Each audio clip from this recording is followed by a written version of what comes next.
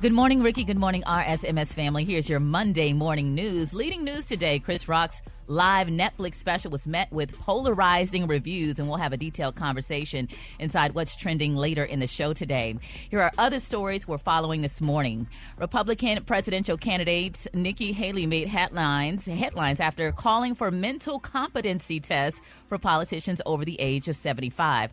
President Joe Biden, of course, turned 80 in November, and former President Trump, also running this go-round, is 76. Now, First Lady Jill Biden jumped in the chat, dismissing the proposal during a sit-down with CNN, saying the calls were ridiculous and we would never even discuss something like that. Now, get this, Rickey, 87% of Republicans, 74% of independents, and 67% of Democrats support a competency test, according to a recent survey.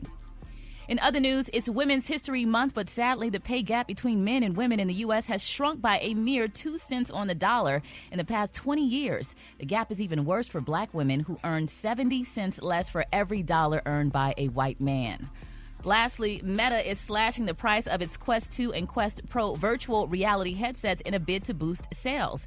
The price of the 256-gigabyte Meta Quest 2 will drop from $500 to $430, while the higher-end Meta Quest Pro will go from $500 down to $1,000. The price cuts come into effect on Sunday in the U.S. and Canada. I'm Maria Moore, and that's a quick look at news. For more on these stories and other headlines, visit RickeySmileyMorningShow.com. Right, T, what you got in sports? Well, man, college hoops is off the chain right about now because we're getting real close to March Madness, a lot of conference championship tournaments. I'm going to highlight some of the women's real fast because you already know I'm real close to women's hoops. Number one, South Carolina wins their 7th SEC championship in the past 9 seasons. They are 32-0 this season. Big up to Dawn Staley and everybody out there, man. Virginia Tech wins the ACC title. Iowa wins the Big Ten title. And the big breaking story that everybody's talking about is Memphis Grizzlies' Ja Morant apologizes for the video that surfaced of him live. It was obviously on his Instagram in a strip club. He was waving a gun in the camera. Listen, he apologized for it. He taking full responsibility for his actions. He wanted to apologize to his fans, his family, the city of Memphis, the Grizzlies for all of his actions. The Grizzlies actually has suspended Ja Morant until further notice. He said that he's going to take this time away to get help and work on learning better methods of dealing with his stress and his overall well-being. And let me just say this, man. You got to move better, Jai. We know you're 23 years old. You're one of the best, if not the best player in the NBA right now.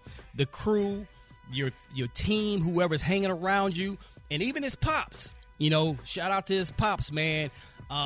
You got to be his dad. You know what I'm saying? And you got to make sure he's got to be responsible for his own actions, but he's also got to be responsible for the crowd and the surroundings and everyone that hangs with him, his crew.